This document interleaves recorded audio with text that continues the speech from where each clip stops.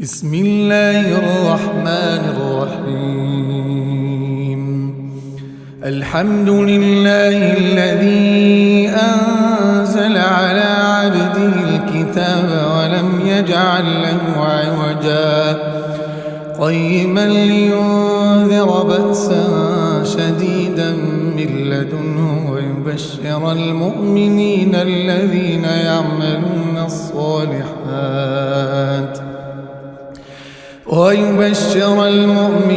الذين يعملون الصالحات أن لهم أجرا حسنا ماكثين فيه أبدا وينذر الذين قالوا اتخذ الله ولدا ما لهم به من علم ولا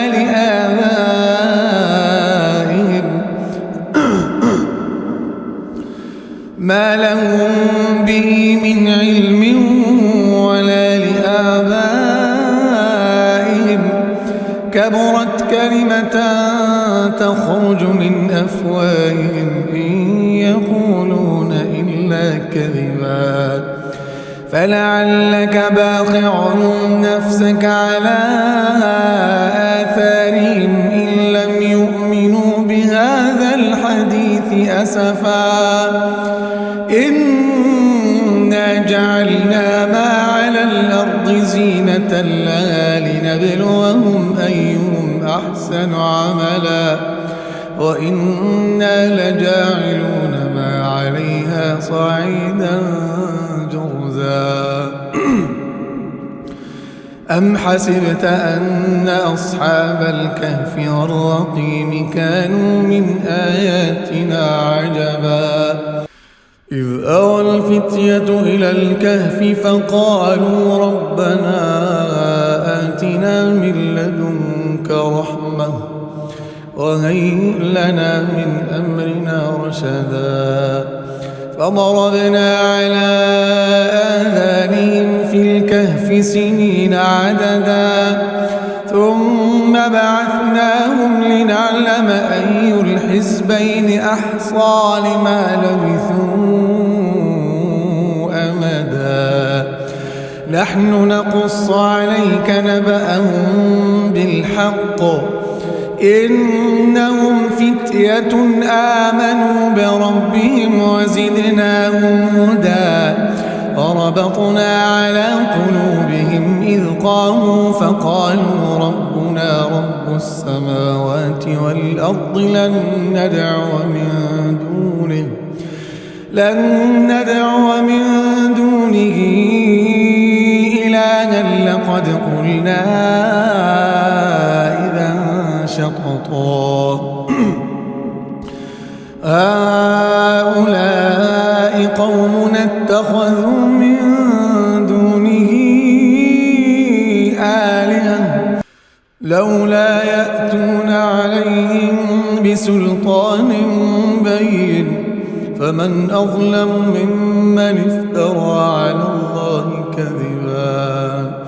وإذ اعتزلتموهم وما يعبدون إلا الله فأووا إلى الكهف ينشر لكم ربكم من رحمته ويهيئ لكم من أمركم مرفقا وترى الشمس إذا طلعت تزاور عن كهفهم ذات اليمين وإذا غربت تقرضهم ذات الشمال وهم في فجوة منه ذلك من آيات الله من يهد الله فهو المهتد ومن يضلل فلن تجد له وليا مرشدا وتحسبهم أيقاظا وهم رقود ونقلبهم ذات اليمين وذات الشمال وكلبهم باسط ذراعيه بالوصيد لو اطلعت عليهم لوليت منهم فرارا ولملئت منهم رعبا وكذلك بعثناهم ليتساءلوا بينهم قال قائل منهم كم لبثتم قالوا لبثنا يوما أو بعض يوم قالوا ربكم أعلم بما لبثتم فابعثوا أحدكم بورقكم هذه إلى المدينة فلينظر أيها أزكى طعاما فليأتكم برزق منه وليتلطف ولا يشعرن بكم أحدا إنهم إن يظهروا عليكم يرجموكم أو يعيدوكم في ملتهم ولن تفلحوا إذا أبدا وكذلك أعثرنا عليهم ليعلموا أن وعد الله حق وأن الساعة لا ريب فيها إذ يتنازعون بينهم أمرهم فقالوا ابنوا عليهم بنيانا ربهم أعلم بهم قال الذين غلبوا على أمرهم لنتخذن عليهم مسجدا سيقولون ثلاثة رابعهم كلبهم ويقولون خمسة سادسهم كلبهم رجما بالغيب ويقولون سبعة وثامنهم كلبهم قل ربي أعلم بعدتهم ما يعلمهم إلا قليل فلا تمار فيهم إلا مراء ظاهرا ولا تستفت فيهم منهم أحدا ولا تقولن لشيء إني فاعل ذلك غدا إلا أن يشاء الله واذكر ربك إذا نسيت وقل عسى أن يهديني ربي لأقرب من هذا رشدا ولبثوا في كهفهم 300 سنين وازدادوا 9 قل الله أعلم بما لبثوا له غيب السماوات والأرض أبصر به وأسمع ما لهم من دونه من ولي ولا يشرك في حكمه أحدا واتل ما أوحي إليك من كتاب ربك لا مبدل لكلماته ولن تجد من دونه ملتحدا أصبر نفسك مع الذين يدعون ربهم بالغداة والعشي يريدون وجهه ولا تعد عيناك عنهم تريد زينة الحياة الدنيا ولا تطع من أغفلنا قلبه عن ذكرنا واتبع هواه وكان أمره فرطا وقل الحق من ربكم فمن شاء فليؤمن ومن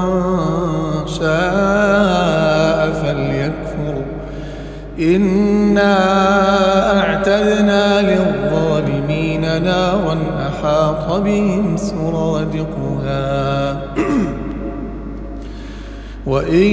يستغيثوا يغاثوا بماء كالمهل يشوي الوجوه بئس الشراب وساءت مرتفقا إن الذين آمنوا وعملوا الصالحات إنا لا نضيع أجر من أحسن عملا أولئك لهم جنات عدن تجري من تحتهم الأنهار يحلون فيها من أساور من ذهب ويلبسون ثيابا خضرا من سندس واستبرق متكئين فيها على الأرائك نعم الثواب وحسنت مرتفقا واضرب لهم مثلا الرجلين جعلنا لأحدهما جنتين من أعناب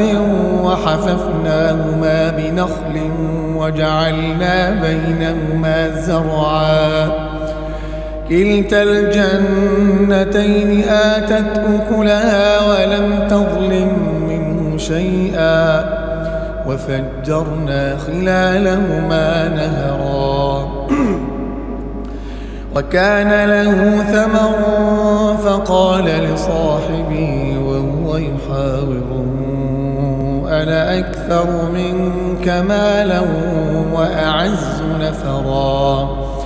ودخل جنته وهو ظالم لنفسه قال ما أظن أن تبيد هذه أبدا وما أظن الساعة قائمة ولئن رددت إلى ربي لأجدن خيرا منها منقلبا قال له صاحبه وهو يحاوره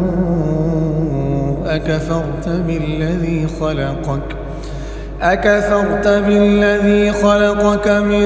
تراب ثم من نطفة ثم سواك رجلا لكن هو الله ربي ولا أشرك بربي أحدا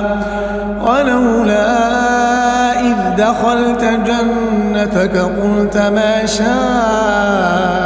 الله لا قوة إلا بالله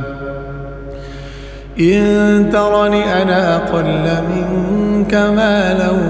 وولدا فعسى ربي أن يؤتيني خيرا من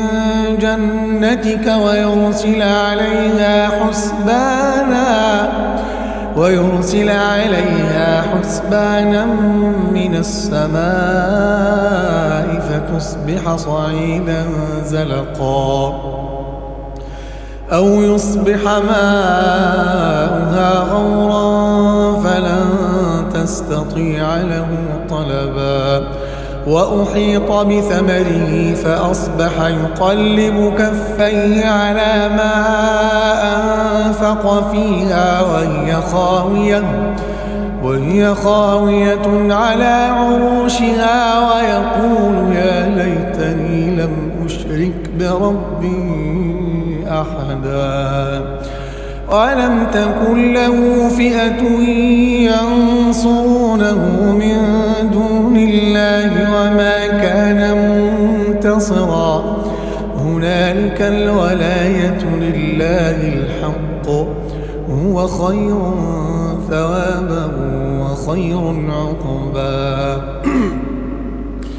واضرب لهم مثل الحياة الدنيا كماء أنزلناه من السماء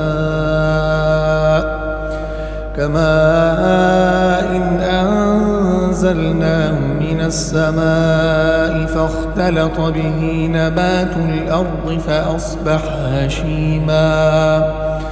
فأصبح هشيما تذروه الرياح وكان الله على كل شيء مقتدرا المال والبنون زينة الحياة الدنيا والباقيات الصالحات خير عند ربك ثوابا وخير أملا ويوم نسير الجبال وترى الأرض بارزة وحشرناهم فلم نغادر منهم أحدا وعرضوا على ربك صفا لقد جئتمونا كما خلقناكم أول مرة بل زعمتم أن لن نجعل لكم موعدا ووضع الكتاب فترى المجرمين مشفقين مما فيه ويقولون يا ويلتنا ما لهذا الكتاب لا يغادر صغيرة ولا كبيرة إلا أحصاها فوجدوا ما عملوا حاضرا ولا يظلم ربك أحدا وإذ قلنا للملائكة اسجدوا لآدم فسجدوا إلا إبليس كان من الجن ففسق عن أمر ربه أفتتخذونه وذريته أولياء من دوني وهم لكم عدو بئس للظالمين بدلا ما أشهدتهم خلق السماوات والأرض ولا خلق أنفسهم وما كنت متخذ المضلين عضدا ويوم يقول نادوا شركائي الذين زعمتم فدعوهم فلم يستجيبوا لهم وجعلنا بينهم موبقا ورأى المجرمون النار فظنوا أنهم مواقعوها ولم يجدوا عنها مصرفا ولقد صرفنا في هذا القرآن للناس من كل مثل وكان الإنسان أكثر شيء جدلا وما منع الناس أن يؤمنوا إذ جاءهم الهدى ويستغفروا ربهم إلا أن تأتيهم سنة الأولين أو يأتيهم العذاب قبلا وما نرسل المرسلين إلا مبشرين ومنذرين ويجادل الذين كفروا بالباطل ليدحضوا به الحق واتخذوا آياتي وما أنذروا هزوا ومن أظلم ممن ذكر بآيات ربه فأعرض عنها ونسي ما قدمت يداه إنا جعلنا على قلوبهم أكنة أن يفقهوا وفي آذانهم وقرا وإن تدعوهم إلى الهدى فلن يهتدوا إذا أبدا وربك الغفور ذو الرحمة لو يؤاخذهم بما كسبوا لعجل لهم العذاب بل لهم موعد لن يجدوا من دونه موئلا وتلك القرى أهلكناهم لما ظلموا وجعلنا لمهلكهم موعدا وإذ قال موسى لفتاه لا أبرح حتى أبلغ مجمع البحرين أو أمضي حقبا فلما بلغا مجمع بينهما نسيا حوتهما فاتخذ سبيله في البحر سربا فلما جاوزا قال لفتاه آتنا غداءنا لقد لقينا من سفرنا هذا نصبا قال أرأيت إذ أوينا إلى الصخرة فإني نسيت الحوت وما أنسانيه إلا الشيطان أن أذكره واتخذ سبيله في البحر عجبا قال ذلك ما كنا نبغي فارتدا على آثارهما قصصا فوجدا عبدا من عبادنا آتيناه رحمة من عندنا وعلمناه من لدنا علما قال له موسى هل أتبعك على أن تعلمني مما علمت رشدا قال إنك لن تستطيع معي صبرا وكيف تصبر على ما لم تحط به خبرا قال ستجدني إن شاء الله صابرا ولا أعصي لك أمرا قال فإن اتبعتني فلا تسألني عن شيء حتى أحدث لك منه ذكرا فانطلقا حتى إذا ركبا في السفينة خرقها قال أخرقتها لتغرق أهلها لقد جئت شيئا إمرا قال ألم أقل إنك لن تستطيع معي صبرا قال ألم أقل إنك لن تستطيع معي صبرا قال لا تؤاخذني بما نسيت ولا ترهقني من أمري عسرا فانطلقا حتى إذا لقيا غلاما فقتله قال أقتلت نفسا زكية بغير نفس لقد جئت شيئا نكرا قال ألم أقل لك إنك لن تستطيع معي صبرا قال إن سألتك عن شيء بعدها فلا تصاحبني قد بلغت من لدني عذرا فانطلقا حتى إذا أتيا أهل قرية استطعما أهلها فأبوا أن يضيفوهما فوجدا فيها جدارا يريد أن ينقض فأقامه قال لو شئت لاتخذت عليه أجرا قال هذا فراق بيني وبينك سأنبئك بتأويل ما لم تسطع عليه صبرا قال هذا فراق بيني وبينك سأنبئك بتأويل ما لم تستطع عليه صبرا أما السفينة فكانت لمساكين يعملون في البحر فأردت أن أعيبها وكان وراءهم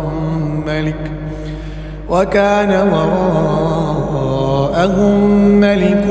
يأخذ كل سفينة غصبا وأما الغلام فكان أبواه مؤمنين فخشينا أن يرهقهما طغيانا وكفرا فأردنا أن يبدلهما ربهما خيرا منه زكاة وأقرب رحما.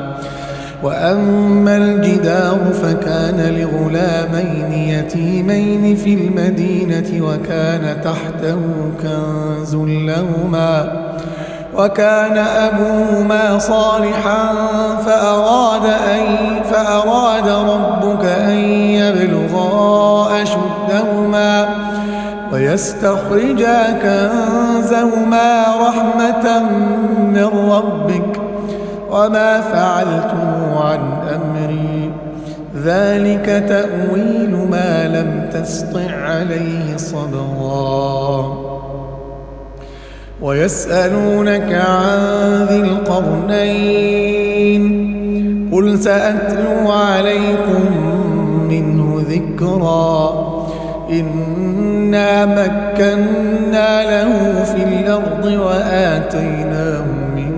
كل شيء سببا فأتبع سببا حتى إذا بلغ مغرب الشمس وجدها تغرب في عين حمئة ووجد عندها قوما قلنا يا ذا القرنين إما أن تعذب وإما أن تتخذ فيهم حسنا. قال أما من ظلم فسوف نعذبه ثم يرد إلى ربه فيعذبه عذابا نكرا. وأما من آمن وعمل صالحا فله جزاء الحسنى وسنقول له من أمرنا يسرا. ثم أتبع سببا حتى إذا بلغ مطلع الشمس وجدها تطلع على قوم لم نجعل لهم من دونها سترا. كذلك وقد أحطنا بما لديه خبرا. ثم أتبع سببا حتى إذا بلغ بين السدين وجد من دونهما قوما لا يكادون يفقهون قولا. قالوا يا ذا القرنين إن يأجوج ومأجوج مفسدون في الأرض فهل نجعل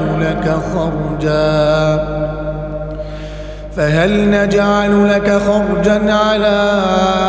أن تجعل بيننا وبينهم سدا. قال ما مكني فيه ربي خير فأعينوني بقوة أجعل بينكم وبينهم ردما. آتوني زبر الحديد حتى إذا ساوى بين الصدفين قال انفخوا حتى إذا جعله نارا قال آتوني أفرغ عليه قطرا. فما استطاعوا أن يظهروه وما استطاعوا له نقبا.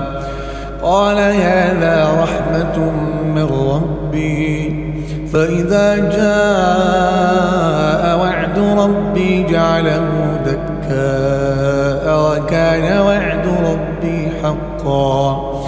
وتركنا بعضهم يومئذ يموج في بعض ونفخ في الصور فجمعناهم جمعا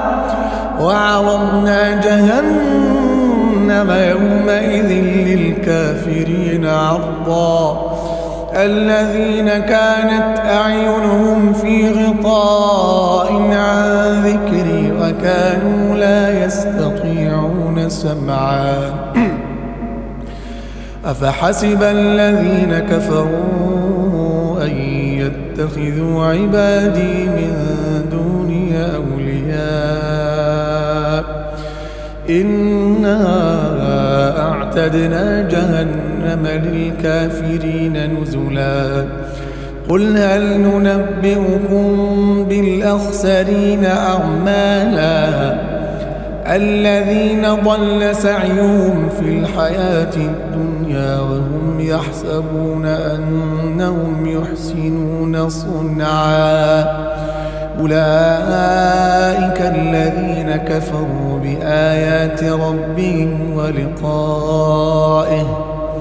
فحبطت أعمالهم فلا نقيم لهم يوم القيامة وزنا ذلك جزاؤهم جهنم بما كفروا واتخذوا آياتي ورسلي هزوا إن الذين آمنوا وعملوا الصالحات كانت لهم جنات الفردوس نزلا خالدين فيها لا يبغون عنها حولا قل لو كان البحر مدادا لكلمات ربي لنفد البحر قبل أن تنفد كلمات ربي ولو جئنا بمثله مددا قل إنما أنا بشر مثلكم يوحى إلي أنما إلهكم إله واحد فمن كان يرجو لقاء ربه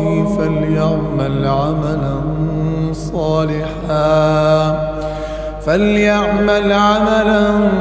صالحا ولا يشرك بعبادة ربه أحدا.